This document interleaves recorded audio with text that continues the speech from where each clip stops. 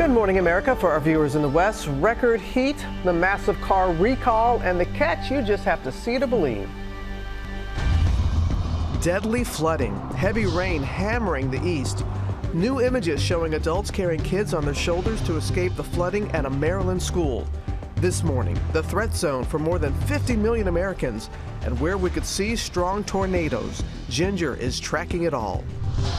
Overnight, President Trump meets with troops at the largest U.S. military outpost in the Middle East and calls on Qatar to help address the danger Iran poses.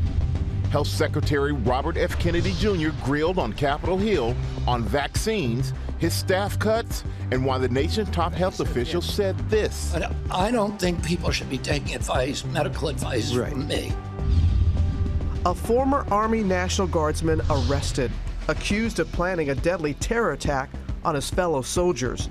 How undercover FBI operatives foiled the alleged plot, months in the making. Cross-examination for Cassie in the Sean Diddy Combs case, now set to be grilled by the defense.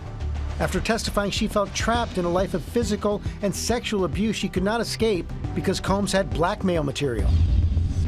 Major new twist in an Alec Murdaugh case. A county clerk who read the guilty verdict facing charges related to the case.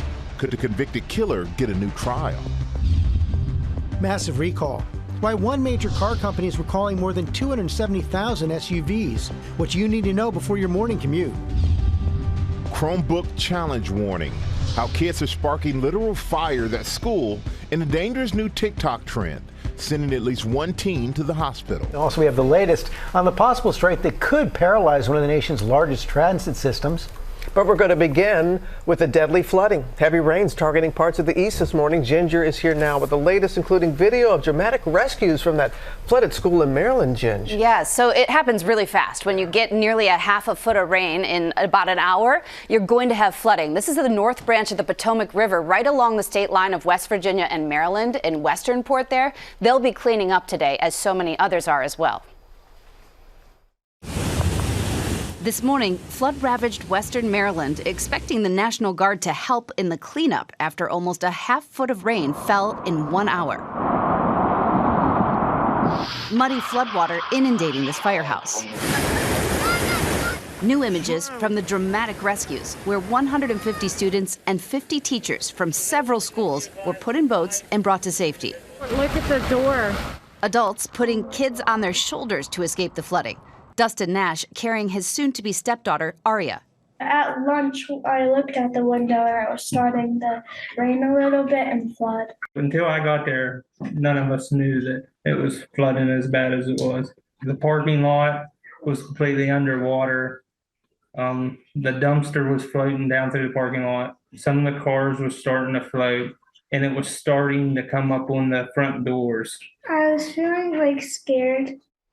Thankfully, that storm is moving on and becoming much lighter, but we're watching this next one. This is going to erupt into severe storms this afternoon. North of Duluth, remember those big wildfires? I think 60-mile-per-hour winds, not a great combo, even though it'll come with some rain. But the southern end of it, from Milwaukee through Waukegan, Chicago, northwest Indiana, that's where we develop the potential for strong tornadoes along this line. And then damaging winds in excess of 70 miles per hour through Detroit, Toledo. That'll wake you up at 1 a.m. on Friday morning. But this is the area. Milwaukee and Green Bay, Chicago, Grand Rapids, Michigan, Valparaiso, Indiana. That's today. Tomorrow, this whole thing sinks south, and we're going to end up with Cincinnati, parts of Kentucky to kick off the weekend with a bang that we don't like. No kidding about that. Okay, Ginger, thank you. We're at the latest now on President Trump. He's on a 4-day trip to the Middle East, where he continues to tout new business deals merging personal finance and public diplomacy, plus a visit to a U.S. military base in Qatar this morning.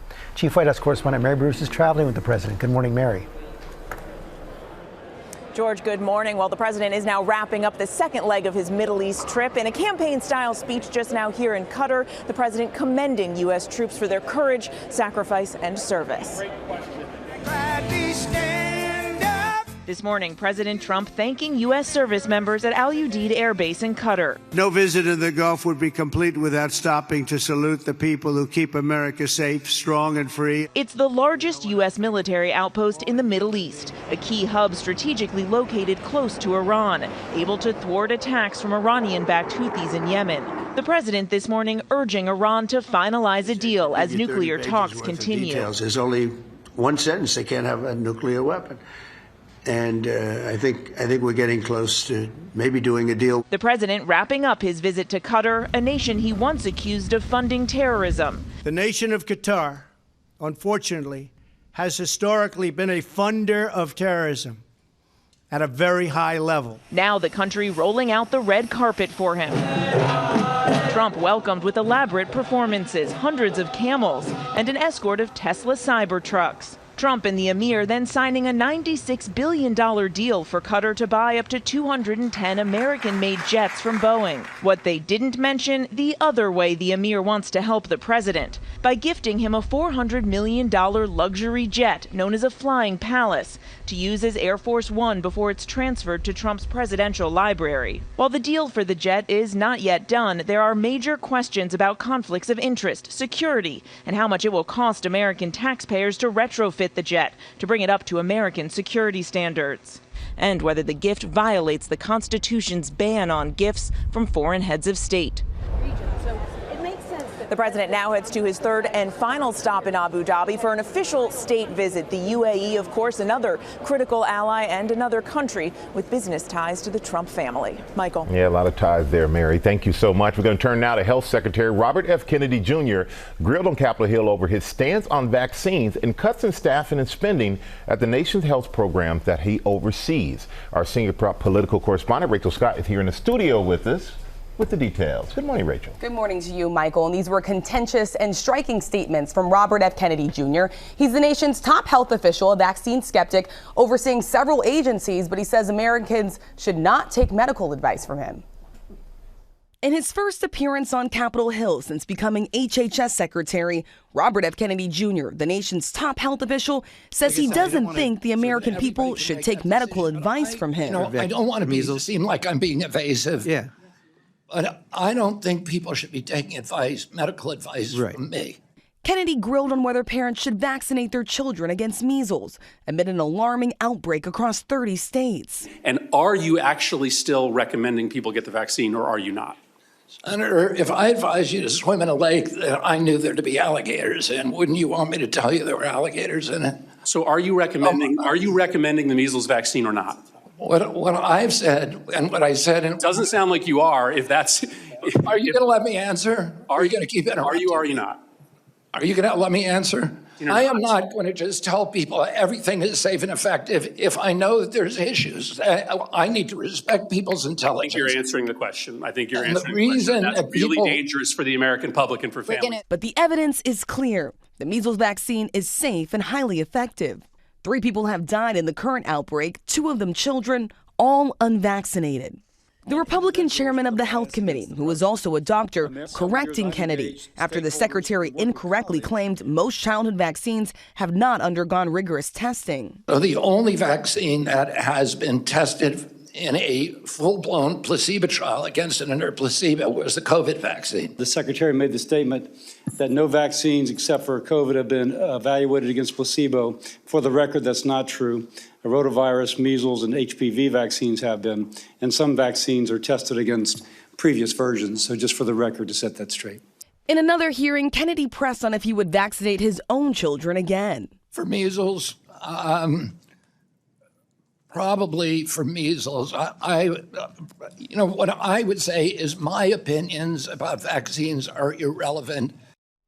So during those 2 back-to-back hearings, Kennedy also facing questions about massive cuts to health programs nationwide. 20,000 employees now gone, including lead exposure experts that were set to visit Milwaukee, where students had been exposed to dangerous lead levels. You saw that story here on GMA. No word from HHS on whether any of those experts would be rehired, guys. Remarkable how many questions he dodged there by saying, you don't want to take advice from me. Exactly. And that was very striking because, again, he is the nation's top health official. He's overseeing so many of these essential agencies in charge of protecting Americans' health. Rachel Scott, thanks very much. Wow.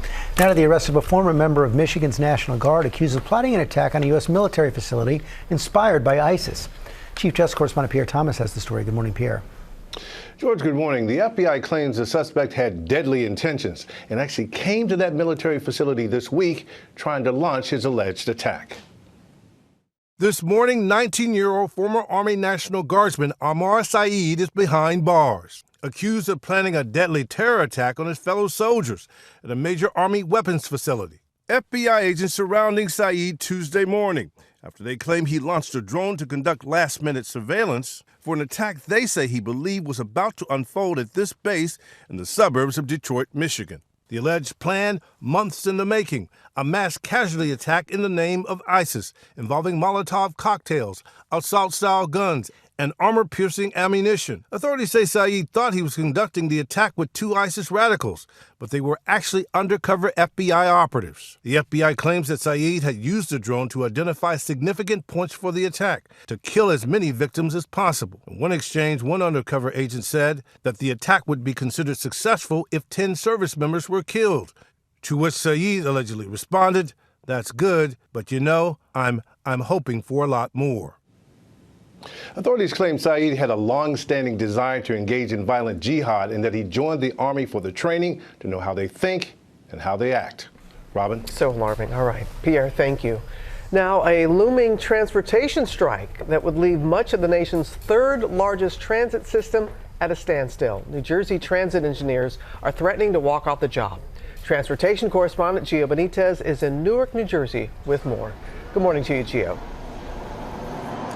Hey, Robin, good morning. Yeah, as you said, time is really running out for New Jersey Transit here because starting tonight at midnight, workers could walk out and that would halt all commuter trains. Of course, we're talking about New York City. So these are trains into New York City. Now, this is a very big deal because, as you said, Robin, this is the third largest transit system in the nation. We're talking about 350,000 commuters, 1 million weekday trips. The state is already making plans to add more buses. And as you can imagine, this fight has a lot to do with pay. The union says that its members earn an average salary of about $113,000 a year.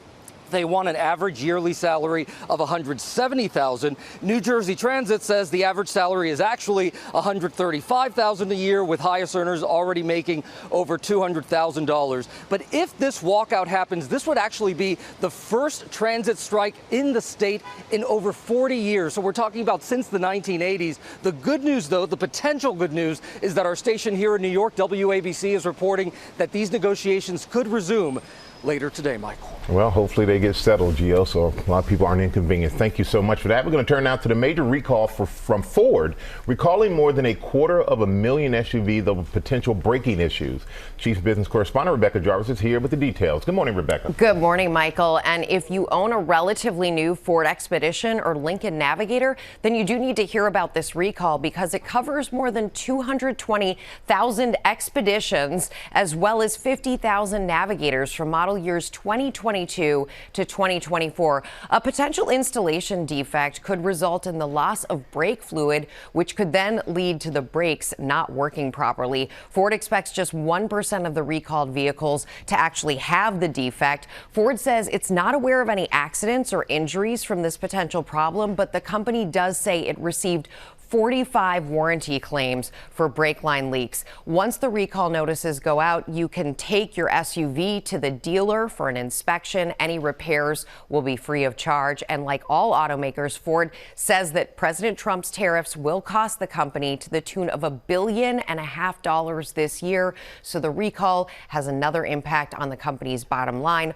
also potentially on the employees and, of course, on any customers who purchase those cars, George. Okay, Rebecca, thanks very much. We're going to switch gears now to the NBA playoffs. Celtics fighting to see another day, pushing the Knicks to Game 6. Timberwolves are moving. Of course, Will Reeve is tracking it all. Hey, Will. I sure am. Hello. Good morning to everyone. So after the game, Celtics head coach Joe Mazzulla said to reporters, "You don't get to pick the test that you have.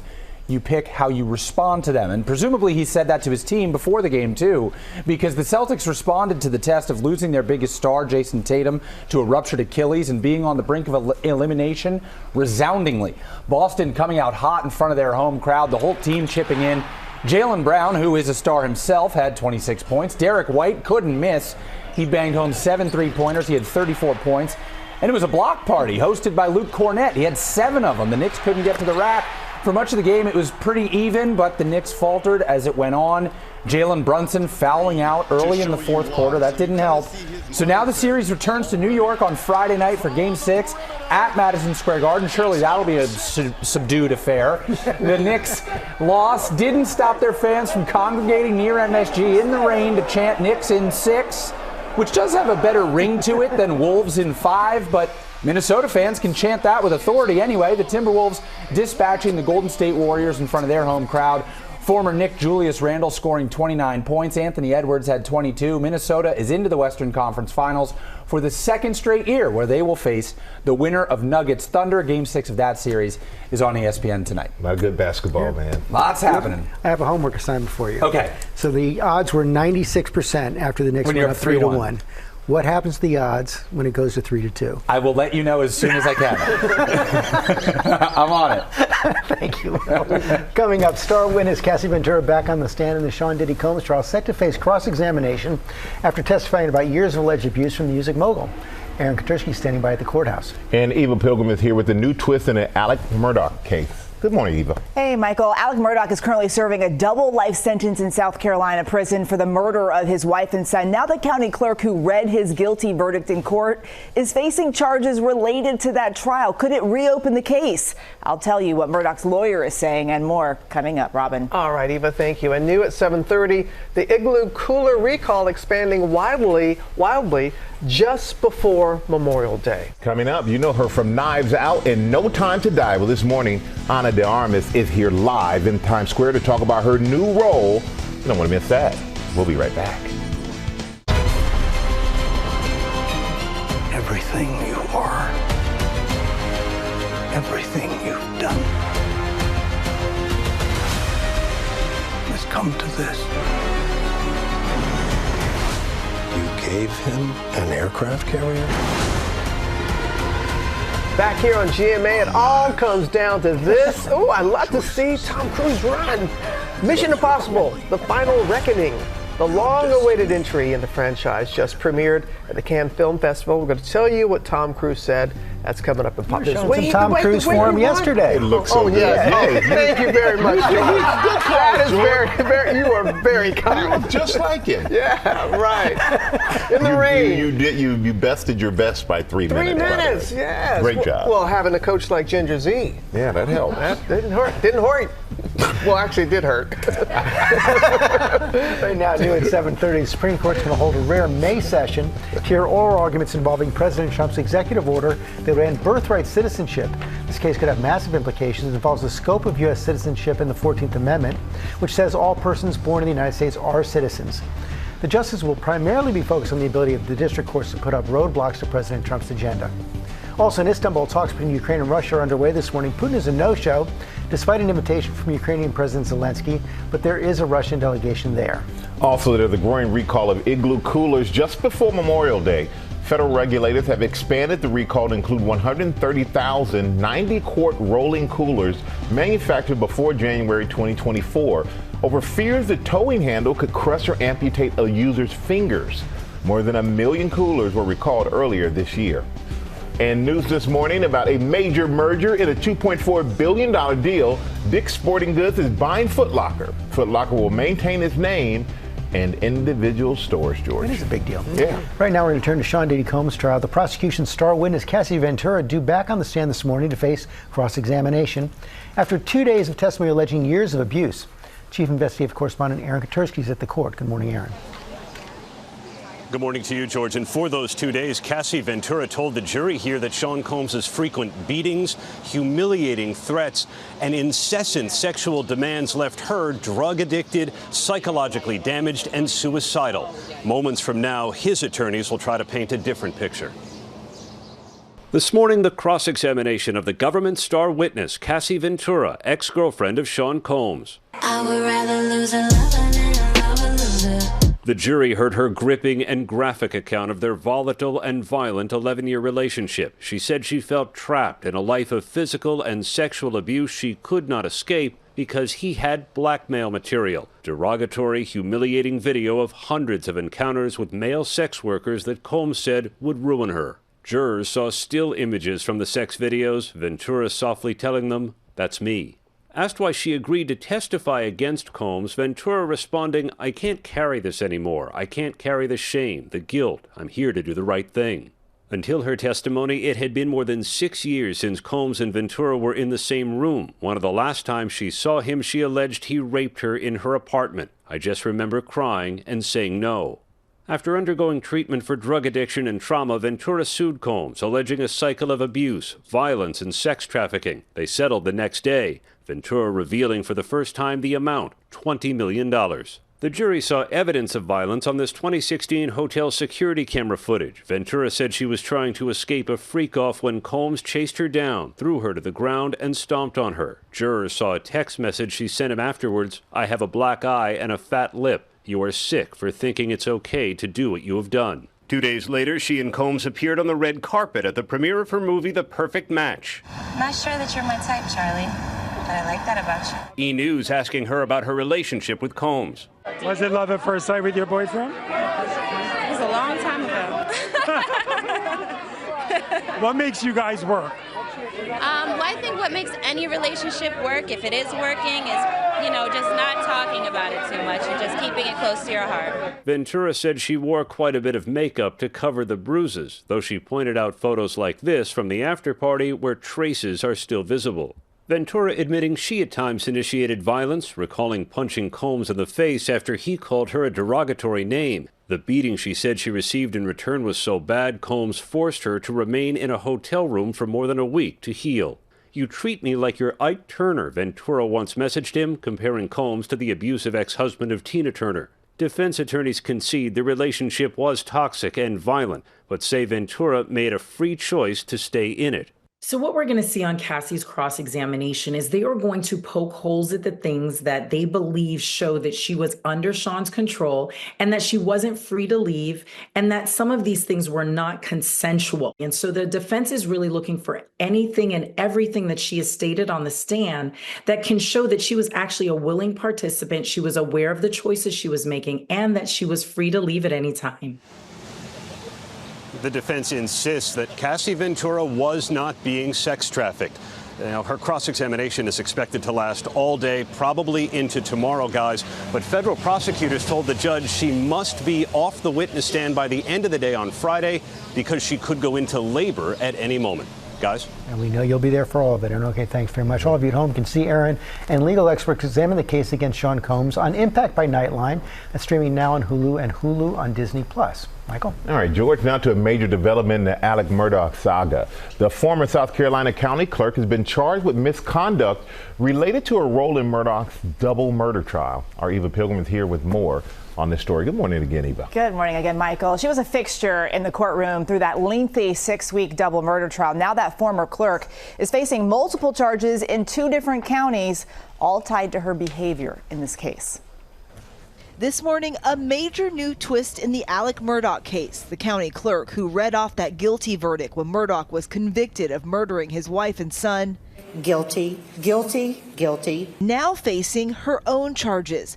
Becky Hill accused of taking photos during the trial of sealed crime scene images and sharing them.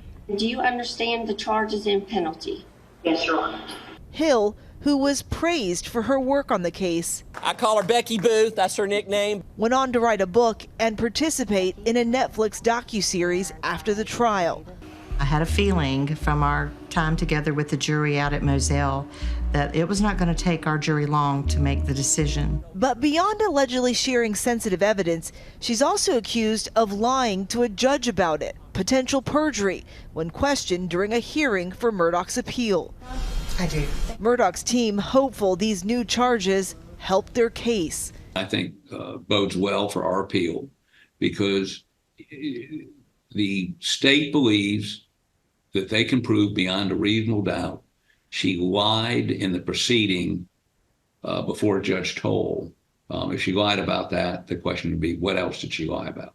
His legal team saying they don't believe he got a fair trial. Now, Alec, of course, has denied killing his wife and son. He's entitled to a fair trial, not one influenced by outside forces, but one in which evidence is presented and a jury bases their verdict on that evidence, not on something extraneous. Murdaugh continuing to appeal his murder conviction and push for a new trial. When it comes to seeing whether or not Becky Hill's allegations will affect Alec Murdaugh's case or new retrial or whatever it may be, it's not a matter of what level those charges are, but to what amount and what degree her actions might have affected Alec Murdaugh from not having a fair and impartial trial. And to be clear here, no matter what happens with this appeal on the murder charges, Murdaugh will not be getting out of jail. He will remain behind bars for those financial crimes, which he already pleaded guilty to. You've got to keep that in Yes. mind. All right, Eva. As always, thank you. Now, with a warning about a dangerous new TikTok trend where students force items like paper clips and push pins into laptops to try to set them on fire at school. One teen was even hospitalized. Rhiannon Alley has those details of the so-called Chromebook Challenge. Good morning, Rhiannon. Good morning, Robin. That's what they're calling it. And classrooms all across the country use Chromebooks as a learning tool. But now some students are using them for something much more dangerous. This morning, an urgent warning. Schools and fire officials across the country are sounding the alarm over videos like these, all part of a social media Chromebook challenge where students are putting objects in the charging ports of their devices in an effort to spark a fire. The Colorado Springs Fire Department seeing more than 30 incidents just in the last few weeks. This really spread quickly. And that, of course, is concerning because this is not unique to any one state. It's not unique to any one zip code. School administrators are sending notices like this district in New Jersey, warning parents of the trend. In Newington, Connecticut, the school district sharing these photos showing what happened when a student there attempted the challenge. A teacher became aware of a Chromebook that was smoking. And when they smoke, they also don't smell so good. And that individual teacher made the very smart move to access the fire alarm, and the entire school was evacuated. The warning to students, this challenge can be extremely dangerous and put people in serious harm's way. These lithium-ion batteries are just a different type of fire that fire departments around the nation have been dealing with and trying to find the best way to get this under control. Once you have that thermal runaway in a Chromebook, it is a difficult fire to put out. So consequences can range from suspension or expulsion to even criminal charges like arson and criminal mischief. And I actually received this warning from my kid's school. And I asked my oldest son, who's 11, if he had heard of it. He doesn't have a phone. He doesn't have social media. And even he had heard about the Chromebook Challenge. So you know how kids are. They find a way. They talk. And they want to go viral. That's the thing with this generation. Yeah. Oh, good for you. You've delayed the phone pet to 11. I'm holding off as long as I can. Good for you. Say, that's really good. You need to come back and do a parenting segment. All right, Rhiannon, thank you so much for that. Time for our play of the day. Will Reeve is back with the clutch catch, Will. I sure am. It takes two. That's the theme of this play of the day. We love a home run robbery, right? But I bet you haven't seen one quite like this. It's the bottom of the 7th inning. The Boston Red Sox tied at 5 with the Detroit Tigers. Fly ball deep to right center field. There's Wilyer Abreu, who tries to rob it. He doesn't.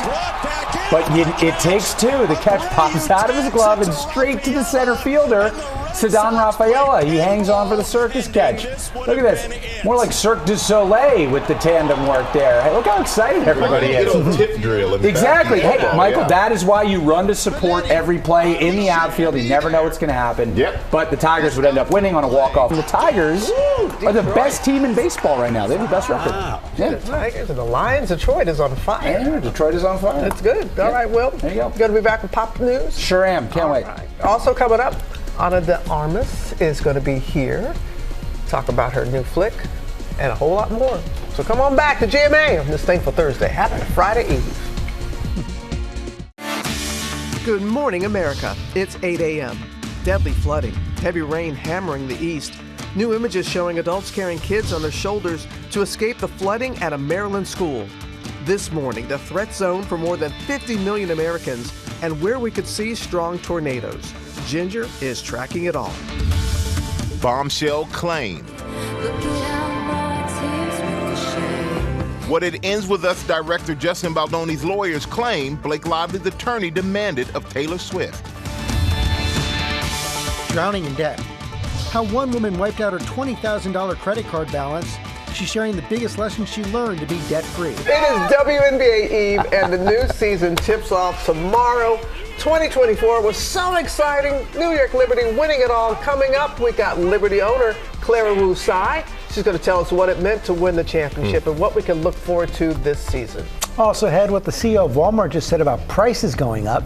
But first, we're going to have a look at the top stories breaking at 8, starting with the deadly flooding and downpours. Ginger's tracking what and where we could see strong tornadoes. Good morning again, Ginger. Good morning to you, Michael. So these are the latest pictures that we saw of the flooding that was happening, those rescues. At least 150 students, 50 teachers had to be taken out of several different schools. You see adults carrying the kids there on their shoulders. Thankfully, everybody there was okay, but they will be cleaning up after that. That was on that north branch of the Potomac River. They're going to be cleaning up for days. It takes a lot of time to get that mud out. The next storm is already on the move, and we've got it here 6 p.m. this evening. It really erupts from Duluth to Milwaukee. The southern side of it, Chicago included, a shot at strong tornadoes. So this is going to come through in the afternoon and evening. Overnight hours, Detroit or Toledo, that is damaging wind. That's going to not only wake you up, but please have 2 ways of getting warnings that'll wake you out of a dead sleep, because you do not want that to come through without knowing it's there. Northwest Indiana, like Valparaiso, Joliet, Grand Rapids and Saugatuck, Milwaukee and Waukegan, you're all in the heart of that strong tornado. And Robin, this doesn't stop. Tomorrow it moves to Kentucky, Cincinnati, and others. It keeps going. All right, Ginger, thank you. Now, new details on the recent incidents at Newark Airport and efforts to revamp the FAA. The Senate holding a key hearing on the nation's air traffic system. Transportation correspondent Gio Benitez is back with more. Good morning again, Gio. Hey, Robin, good morning again. Yeah, this was actually all part of a regular hearing on Capitol Hill, but we ended up learning so much more about that Newark situation that, of course, caused all of those cancellations. So here's what we know. During that first major tech outage at air traffic control, where those computers went dark for 60 to 90 seconds, controllers couldn't talk to planes, the FAA says that a backup line did not work. They now say they're adding a third line for redundancy. Now, another headline was made in D.C., where, of course, we saw that deadly crash between a Black Hawk helicopter and an American Airlines plane that killed 67 people. You remember that from January. We're now learning that the hotline between the Pentagon's air traffic control and the tower at Reagan National had been inoperable since March 2022. And you'll also remember that close call between military jets and a Delta plane in March. The FAA says the controller at Reagan misunderstood the time of the military flyover. So there's a lot to look at there. Meanwhile, we're also learning that the FAA and the airlines will meet for a second day today to continue those conversations about that situation at Newark, hoping to get to the bottom of it, George. Okay, Gio, thanks. We return now to a new headline from Walmart. It's about tariffs. The company says that their prices will go up due to the tariffs implemented by the president. The CEO says the company is trying to keep prices low, but even at reduced tariff levels, prices are going to go up. They're expected to go up later this month. And we're switch gears now to the bombshell claim in the latest court filing, the Blake Lively-Justin Baldoni lawsuit. Eva Pilgrim back with that story. Hey, Eva. Hey again, George. The drama in this case just went to a whole new level. Justin Baldoni's legal team, in a recent letter to the judge, accusing Lively and her legal team of witness tampering and attempting to destroy evidence. And at the heart of this latest fight, one of the most famous people in the world, Lively's friend, Taylor Swift. This morning, Blake Lively's friendship with superstar Taylor Swift now squarely in the middle of her ongoing legal drama with her It Ends With Us co-star Justin Baldoni. I thought we were friends. We are friends. Baldoni's legal team citing a source in their most recent filing claiming Lively's attorney demanded that Ms. Swift release a statement of support for Ms. Lively. If Ms. Swift refused to do so, private text messages of a personal nature in Ms. Lively's possession would be released. The filing comes just days after Baldoni's team issued Swift a subpoena in the case. Lively and her husband Ryan Reynolds responding, trying to block the move. But Baldoni's lawyers arguing they believe a subpoena is necessary, alleging Lively requested that Taylor Swift delete their text messages and that a representative of Ms. Swift addressed these inappropriate and apparently extortionate threats in at least one written communication.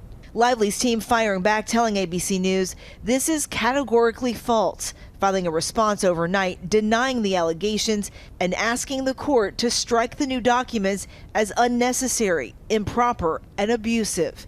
Swift's team has slammed the subpoena as tabloid clickbait, saying her only connection to the movie was allowing the use of her song, My Tears Ricochet.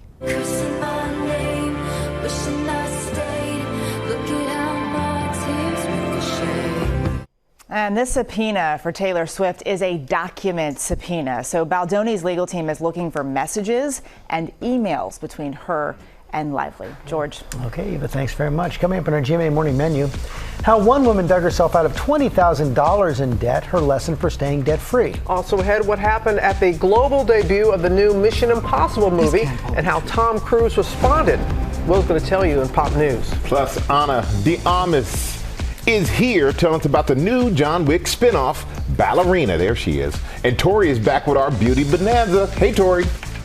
Hey, Michael. This morning is devoted to skincare favorites with bargains on some of the biggest, most popular brands, and it is all 50% off exclusively on GMA. That's coming up right here on Good Morning America.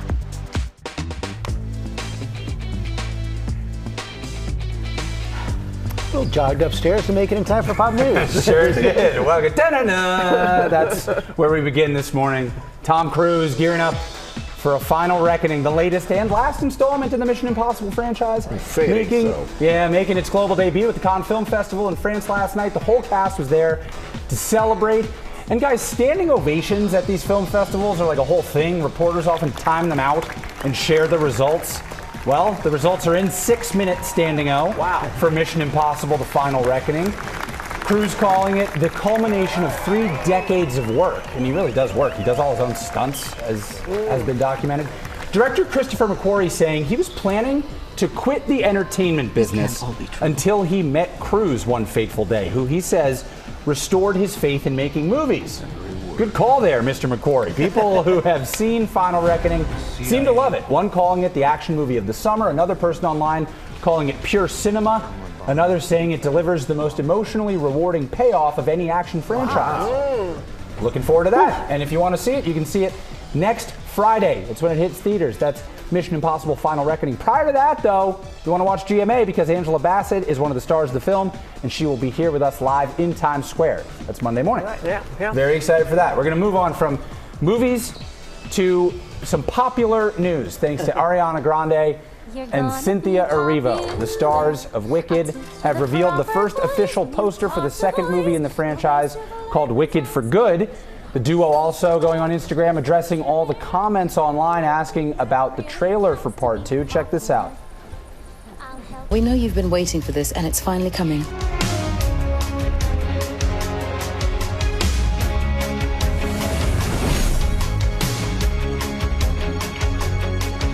You will be changed. For good. You will be changed for good. That's right. If you didn't get the chance to see it last fall, you can catch Wicked again in theaters for one night only on June 4th. And see the first Wicked for Good trailer ahead of its release on November 20th. That was a teaser for the trailer. Yeah. It was you can go see the movie one night only on June 4th, which is where you can see the trailer. Yeah. Okay, and I'm sorry, you said that was then your birthday. they're releasing it on my birthday as a gift to me. Aww. Thank you. Okay. Thank you. Happy early birthday to Michael. Thank you. But we have more to do here. I'm very touched. Okay. Well, we're planning the celebration as we speak. We're also planning a send-off for Mark Cuban because he is preparing to say his final farewell to Shark Tank. After more than a decade of on-air deal-making, Cuban announced the news back in 2023. His last episode is set to air tomorrow night, and fittingly, it's the season 16 finale. Cuban first appeared as a guest shark on the show in season 2 before becoming a regular shark in season 3, and during his time in the tank, he invested around $29 million across at least 85 different companies. He told Forbes in 2023 he's so happy that his legacy includes training a generation of entrepreneurs to believe in themselves and their products. He also said after a decade, he's only slightly down on cash, but the value of his investments are still doing very well. So make sure to catch the season finale of Shark Tank and Mark's last episode tomorrow night, 8 p.m. Eastern on ABC. All right. There you go. Awesome. That's Pop News. All right, that's Pop. That's all you got? That's all I got. You don't want to celebrate my birthday anymore? No, but when on your birthday, it's going to be lit. Oh, yeah, it's going to be lit. You can guarantee that. Go do Just that. like this scroll over here to Tori Johnson, who's going to light it up for day 3 of our Deals and Steals Beauty Bonanza. You know what? You're helping us, Tori, because you're helping us look fresh with great skincare products. You do this every time you're here. You really are amazing. And all of these They're all 50% off. All 50% off, and all of our viewer favorites, starting with Elemis, one of the fan favorites. You can reduce the look of dark spots, pores, uneven texture 2 times a day. This little resurfacing pad right there, you would swipe everywhere just twice a day. If a wash is more your thing, we also have the dynamic resurfacing wash over here. Gentle exfoliator for great smooth skin. Fabulous. That's okay. That's okay. We also have this one right here, this Pro Collagen Marine Cream with SPF. They sell one every 13 seconds worldwide. Got to take care of your skin. Got to take care of your skin. So this one's awesome for both anti-wrinkle and sun protection, both in one. Everything from Elemis today, 50% off plus free shipping. You love that. That's a big one. All right, Strivectin. That one right there, that is the #1 neck cream in the United States, specifically for tightening in that neck area. It's got their new powerful peptide technology. It's a new and upgraded formula that is all about addressing slacks, sagging, horizontal lines in the neck area. I am a new personal favorite of this body crepe, right? Okay. So one day you hit a certain age and like you wake up and you have crepey skin. And if you're lucky enough to age and to get that crepey skin, don't worry, you're still young. You're still young. But for me, it was a little bit of a shocker. And so that is, it's packed with potent peptides that's really about lifting and tightening skin. So that's a great one. Everything from Strivectin, 50% off plus again. Free shipping. You got it. Crepe control. Crepe control. Okay, this is BioEffect, and this is all about harnessing the power of growth factors, which are naturally occurring proteins in the skin. This little serum right here is their hero product. It's an award-winning serum that's the cornerstone of the whole line to target visible signs of aging and stimulate natural collagen production.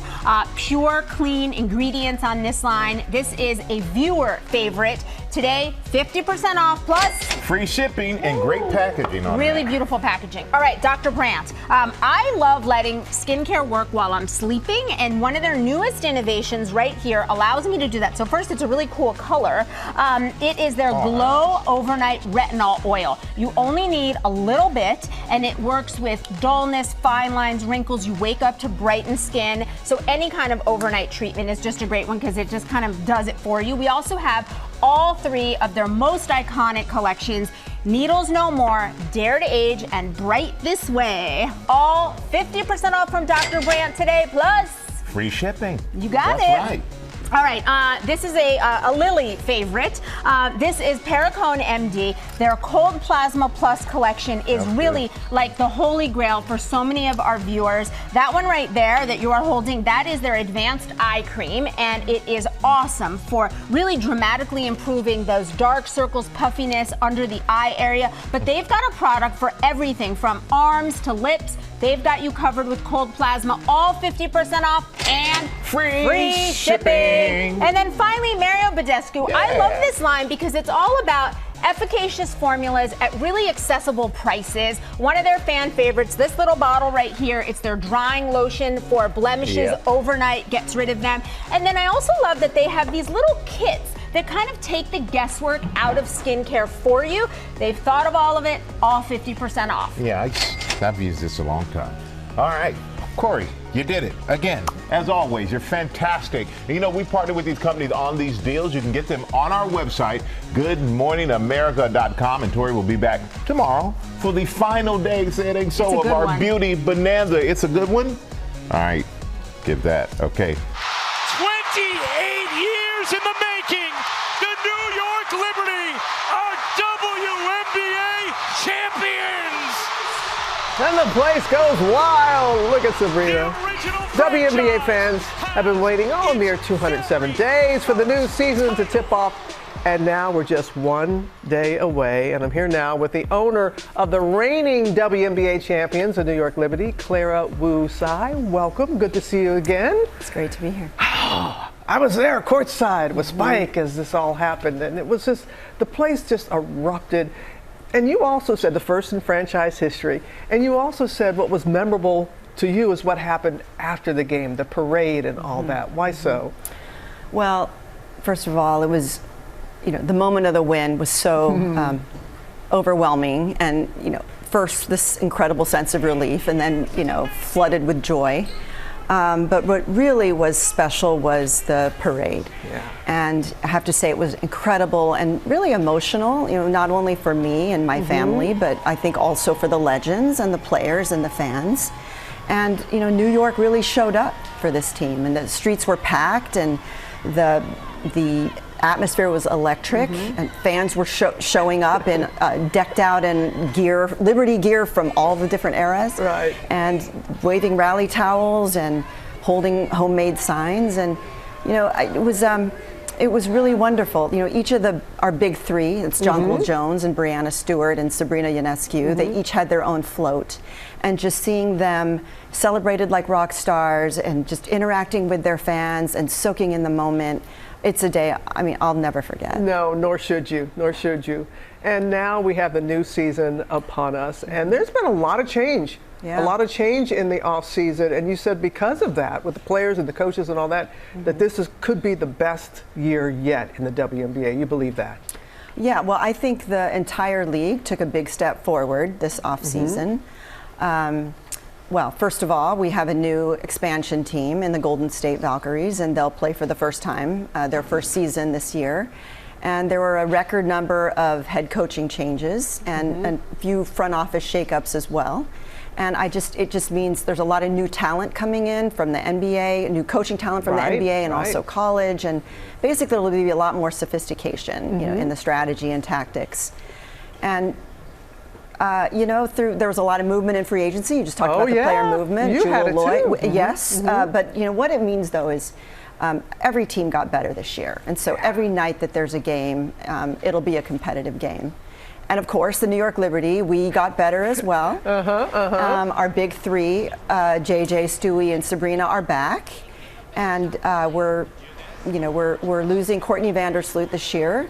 But we're really happy to have Maureen Johannes back. I was here talking about how she's known for her one-legged threes and her crafty passes. And then we also have Rebecca Gardner back, and she's very healthy. Look at you. You could be coaching the team the way the entire roster like that. I will say, though, that the biggest addition that we made during the off-season was bringing on Natasha Cloud.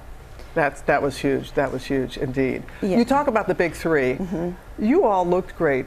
Saw you on the carpet, the Met Gala. That was really a big deal. And to see it, Angel Reese was there.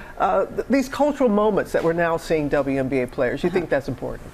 I think it is. Well, first of all, the fact that we're invited to these events means, is incredible. It means that we're part of these conversations, and that these players are part of shaping culture and cultural norms. So it's a thrill to actually be in those rooms, and I hope to see more of that. Yeah, it was great to see you all there. Yeah, looking good. Also looking good, Ellie. We love the games, we love the players, the whole atmosphere. But your mascot is really setting it to a new level. And I understand, I think we have a special Good Morning America message from Ellie. Can we hear from Ellie? Good morning. Ooh, let's say on my face. America, New York, stand up. Liberty season is approaching, and it's time to raise the championship banner. Period. See you there. You will see me there. I'm looking forward to being there at the home opener on Saturday. Wonderful. Can't wait to have you there. And we have something special for you. It just so happens. So happens, we want to give you your own personalized jersey for 2025 season. Wonderful. Okay. Thank you so very much, Clara. Great. Do I have some eligibility? Do I need eligibility for the W? No, that's in college. Okay. But we got to let everybody know, the New York Liberty, they tip off against the Las Vegas Aces right here on ABC this Saturday at 1. And then you can see the Chicago Sky face the Indiana Fever right after that at 3 p.m. Eastern. Bring on the game. Great. Thank you so much. Thank you. Welcome back to GMA, live from Times Square.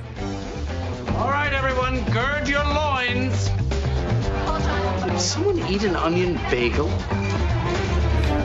That's such a great moment. We always laugh at that, boy. That's such a great moment from The Devil Wears Prada. Stanley Tucci, he can do it all. Comedy, drama, cooking, and eating. I had a chance to sit down with him to talk about his new show, Tucci in Italy, and much more. You're going to see our conversation tomorrow on GMA, George. He is a talented man. Very. We're going to turn now to our series, Wallet Worries. This morning, how one woman climbed out of tens of thousands of dollars in debt. Rebecca's back with how she did it. Yes, and typical families in this country are under more than $100,000 in debt. Many are struggling to climb out of it. So we spoke to one woman who did just that. It is possible. Here's her story. Tracy Schultz calls her Massachusetts apartment a sanctuary, a home filled with color, character, and now peace of mind. Just a few years ago, Tracy was drowning in credit card debt after a breakup left her covering rent on her own. It started out just trying to cover the difference in rent, like I would charge my groceries. And then the issue became spending for feeling better. She managed to rack up a $20,000 balance. It got to the point where I didn't have enough in my budget to cover the minimum of what was due every month. And that's when I realized that I was in trouble. Tracy decided to turn to a nonprofit debt management program for help. They contacted my creditors and set a payment each month that was doable. And it was good because I knew exactly how much I was going to have to pay every month. Together, they were able to consolidate her payments into one set amount each month. Today, she's debt-free. Tracy's biggest lesson: to stop buying on impulse online and no more credit cards. When you charge, it's like the money's not even real. And her advice to others who also want to be debt-free? There is help available. It's great to actually feel like you're taking control of the situation rather than being a victim of your own bad choices. That is the first step. You have to take a really hard look. If you are struggling with credit card debt, really important to look at the nonprofit agencies like the one Tracy turned to for help.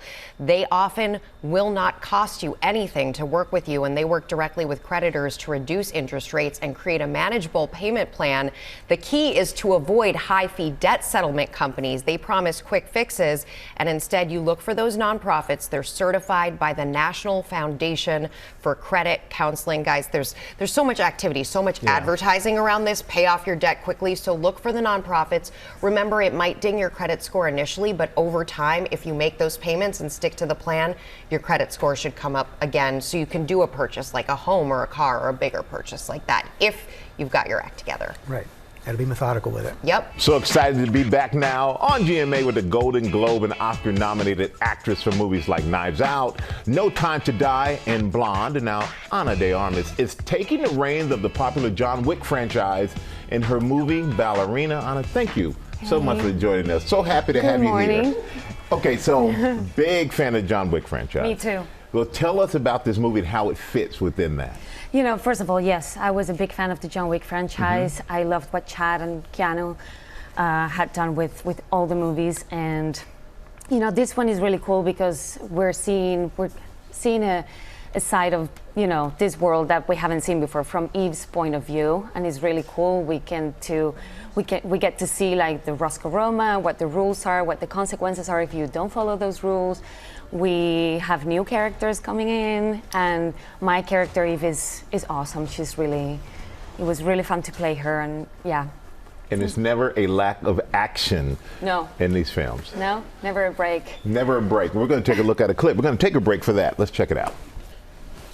How do I start doing what you do?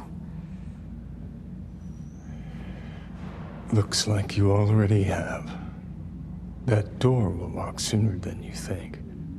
You can still leave. You still have a choice.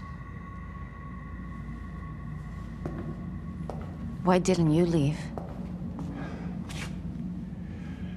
I'm working on it. You said She was in. He was in. Well, you said you grew up in Cuba watching Keanu Reeves in Speed. Yes, I did. Now you're starting this franchise with him. What's that like? I know, it's pretty surreal. I met Keanu actually for the first time about 10 years ago when he had just finished the first John Wick. And now, you know, here we are, and I have him in my movie playing this iconic character that he's created and kind of like giving his blessing to, you know, our film, and it's really special. I admire him so much, and I am you know, I love having him around on set, and he's wonderful. And I know you're working with another big star. He's a stunt master himself, Tom Cruise. Yeah. On another project that's going to lead you to do some other crazy stunts. What do you think? You didn't get enough with Ballerina? You're asking for more. You know, it's so much fun, and yeah, we're definitely working on a lot of things, like not just one but a few projects with Doug Liman and Christopher McQuarrie and of course Tom, and I'm so excited. Because that requires a lot. I know Ballerina, and so much action in this. How intense was the training? Really intense. It took a few months for me to get to the place I needed to be to take on the film.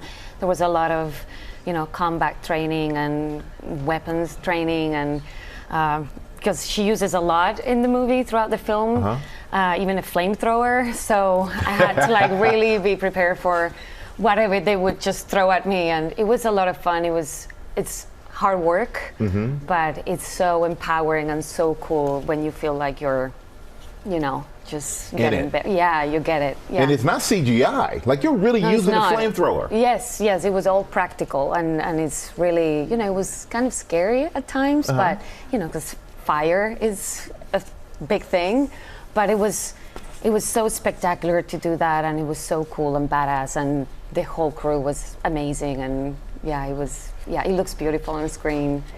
It was all real. It's there. And how is it for you to just play such an action role? Because it's a little departure from what we've seen you do in the past.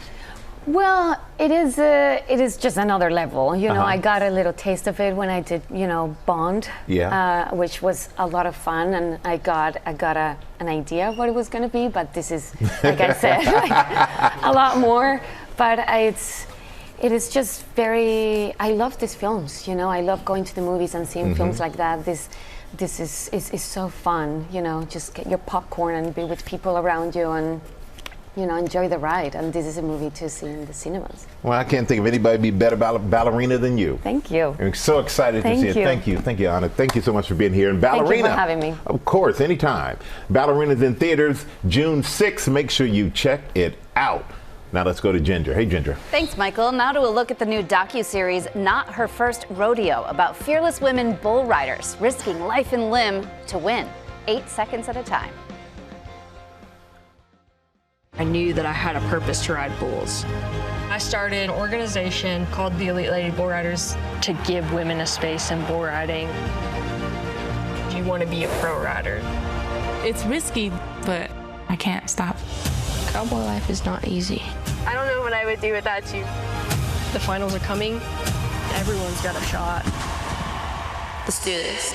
Not Her First Rodeo. Series premiere May 22nd on Freeform. Check out this 6-episode docuseries premiering next Thursday on Freeform. Then screen it all on Hulu and Hulu on Disney+. We want to go to something that so many of us take for granted, having a bed to sleep in at night. And when children don't have beds, it can affect their school performance, development, and mental health. This segment is sponsored by Lowe's, and they partnered with a nonprofit called Sleep in Heavenly Peace, challenging nearly 5,500 volunteers to build thousands of beds in just 24 hours. And this morning, they're sharing a big announcement. It's a bed building bonanza at the Charlotte Convention Center. The whirlwind operation spearheaded by our sponsor, Lowe's, making thousands of bunk beds in just 24 hours. We're going to build over 5,000 beds today. I hope that these kids, when they get their beds and they get to lay their head down and get a good night's rest, that they will sleep well. They'll get up tomorrow and they'll attend school sharper and ready to go. The event supporting the nonprofit Sleep in Heavenly Peace, which was created out of an enormous need since its inception in 2012. We are seeing that there are kids all over the country that don't have beds. It's a huge problem. They're either sleeping on the floor, they're sleeping on couches, and we knew there was something we could do about it. According to data compiled by Sleep in Heavenly Peace, more than 160,000 kids in the United States are still waiting for a bed. A child does not choose to go bedless. We come in and help them. Lowe's has been a huge part of our mission. Lowe's outreach spreads almost 50 states, sprucing up spaces from this youth boxing facility in California to an outdoor area for learning and recreation in Illinois, to partnering with organizations like Dream Streets in Nashville, where a building renovation was the key to improving lives. Our mission is to protect and empower people that live in distress. Everybody deserves dignity. Everybody. The former abandoned nursing home turning into transitional housing called the James Brown Place. The incredible transformation made possible through the Lowe's Hometowns Grant. We've got a beautiful mural of James. We've got some signage outside, tons of greenery and plants and florals, fresh paint, pictures on the wall. We were able to renovate all 4 showers. The local Nashville store also lending a helping hand. The really special part of this process was our store manager that we worked with, Matt. Like, we have our own personal Lowe's concierge. Creating a path for hardworking individuals to get back on their feet, like Kiana Marable. So dog houses keep them safe from the elements. Kiana is a single mother, homeschools her 10-year-old son, and works 2 jobs. Here, she can begin again. I've really felt a sense of community here. I'm also part of the Single Moms Club, and it's just super helpful to be able to have people in your circle, people on your team. And now, Lowe's is announcing a continued promise. Today, I'm super excited because Lowe's is making a bold commitment to deliver 10 million square feet of impact. And why is that important is because we know that every square foot of impact is going to help us rebuild and revitalize the communities that we work, that we serve in, and that our associates and customers live in. We're 300,000 strong at Lowe's, and our Red Vest associates are the driving force behind how we impact communities nationwide. So our Red Vest associates, they don't just talk about it. They roll up their sleeves, they dig in, and they drive impact. It's in our DNA, and it's just who we are as Lowe's. The event was a huge success with 5,000 beds built, and they will be distributed across 49 cities. Thanks to our sponsor Lowe's and that big commitment, it'll make an even bigger impact supporting the communities that they serve. Now coming up, last time he was here, it was because he beat me on Dancing with the Stars, but our friend Niall DeMarco and Oscar-winning director David Guggenheim are telling us about their new movie, Deaf President Now. We are back with a civil rights uprising most of us had never heard about. The new documentary, Deaf President Now, tells the story of when the students at Gallaudet University in Washington, D.C. demanded a deaf president. That was back in 1988. And the co-director is Niall DeMarco, who's speaking through an interpreter right here, and Academy and Emmy Award winner David Guggenheim are both here. Thank you both for coming in. I love this movie. It is so inspiring and so powerful. Tell us how it came to be. It's funny, actually. This all started. Well, first of all, I have to say I'm very thankful to the deaf community and to my deaf family for keeping this story alive. But this all started essentially from my own childhood when this story was passed down sort of hand to hand, generation to generation. But the project actually started 6 years ago when I approached a producer by the name of Jonathan King. And this was actually meant to be a scripted project. After meeting with Davis about it, we realized that it's far too complex and far too layered to fit into that format, which is how we ended up with a doc version. And I'm so incredibly lucky that we had a chance to co-direct this together, but it was 6 years trying to figure out how to Had get it you made. known much about the story back in '88 before the film? I grew up in D.C. I'm a history major, and I didn't know anything about it. It's one of the great civil rights moments in American history. And in deaf culture, people know at its core. For hearing people, we've moved on and we've forgotten about it. So just summarize exactly what happened back in 1988. So the students at Gallaudet thought they were going to appoint a deaf president. They'd been pushing for it for a long time. The board announces they hire another hearing president. And so they take bicycle locks. They shut down the gates of the university and hold it for a week until they get what they want. It's triumphant, it's inspiring, it's incredible. It's ironic, actually. Gallaudet University is in fact the only deaf university in the world, but for 124 years it was managed by hearing presidents. And it was a moment in history where I think we were ready to break the mold and we were ready to see a deaf president really lead the way. And I think that's really important. Led by these incredible students who you go back and speak with for the documentary. Let's take a look. In that moment, there was such a deep sense of connection. This sense of empowerment emerged. We started to believe in ourselves, like we were gonna win. That's one of the great things about the movie. It's not foreordained at the beginning with that they are going to win. Well, right about this moment, you feel like they're going to lose because this big turn happens. I won't give it away, but you really feel like they've lost. and they're heartbroken till they go on Nightline on ABC, where this unassuming leader, Greg, goes from a quiet, unassuming guy to a hero in a matter of minutes. Yeah, it's one of my favorite moments, actually. The Deaf President Now story is so amazing, and out of all the things that happened during that week, Nightline really is the moment. But the story feels like a Hollywood film in that it's an emotional roller coaster. Yeah. For me, the best part is that these 4 student leaders didn't really get along in the beginning. Not at all. Instead, they had to figure out how to overcome that to succeed.